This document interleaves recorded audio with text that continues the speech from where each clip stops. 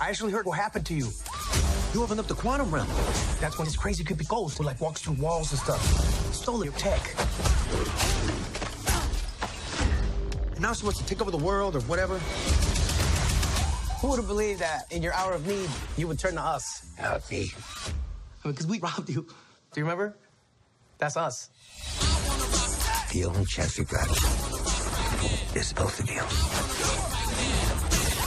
Ant-Man and the Wasp teaming up. Follow my lead.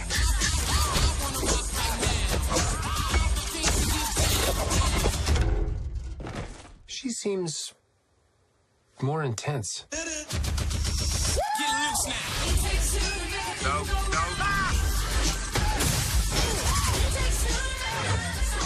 You go low, I'll go high. I have wings. Why would I go low?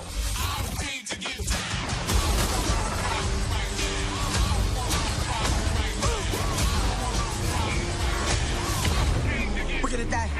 I don't want to die. We didn't die. Aloha!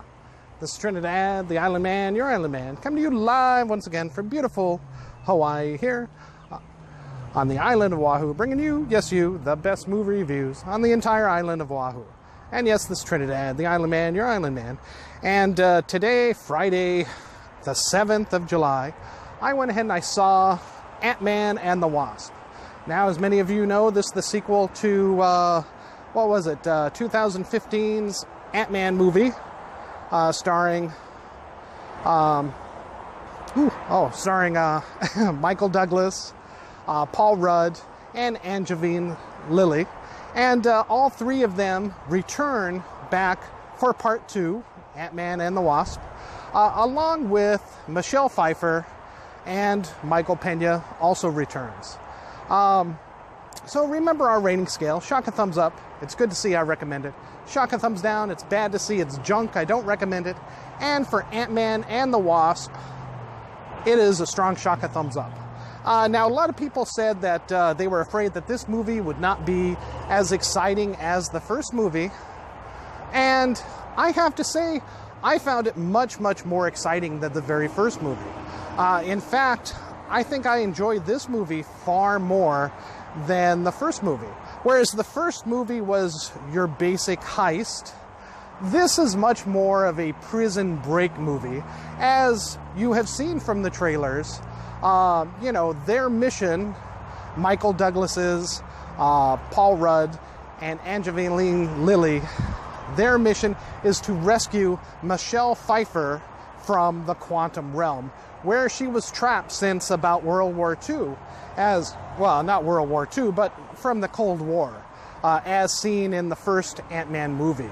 And let me just say that the special effects for this movie have only gotten much, much better and much, much more precise. There is a de-aging scene of Michael Douglas and Michelle Pfeiffer that is spectacular. You think that you're watching something that was filmed, 20, 30 years ago. It's amazing and incredible.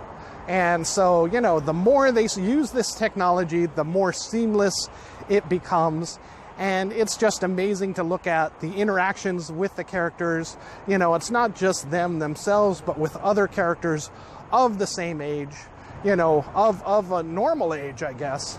With the de-aged characters, it's just that, it's seamless. Let me just say that. So yes, there is a new villain that has been introduced. This one is Ghost, and she stays the villain throughout the movie, along with Walter Goggins' character, kind of an arms black market dealer in antiquities that are hard to come by.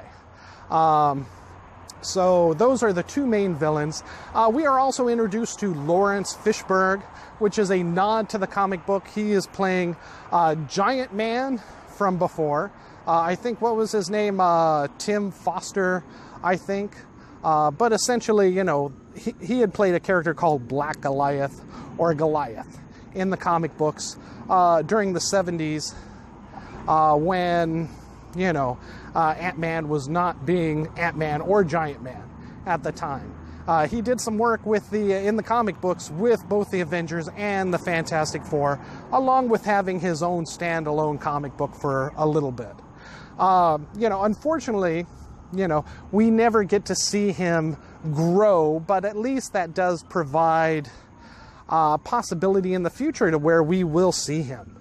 Now, let me just say that, the action in this goes straight through from the prison breakout from the quantum realm into, car chases, action-packed fight scenes, etc. We do get to see more of Giant Man, as you've seen in the trailers. Sorry about the sirens, but I think the FBI is coming for Giant Man right now. Or Scott Lang, whoever that may be. Okay. But yes, people have wondered, should they see Ant-Man and the Wasp? How would it compare to Black Panther, or especially Infinity War, having seen, the devastation, the worldwide devastation, something on the galactic level?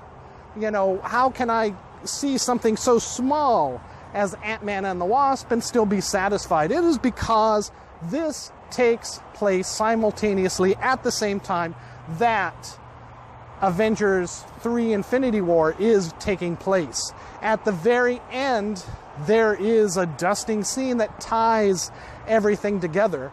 So that during the couple of days that this is taking place here in San Francisco, way on the West Coast, on the East Coast, Maz, Thanos' Blackguard have landed, Wakanda has been invaded, and at the end of this movie, we see that the Avengers fail because we get significant characters disappearing. Which ones, I won't say, but, I will post an end credit scene to spoil everything for you if you want to click on that on my channel here shortly after this video is posted. So no additional spoilers here. But again, this is a fun ride. This is a fun romp. Definitely go ahead and check it out when you can. People were wondering if this is going to make as much as the first Ant-Man movie.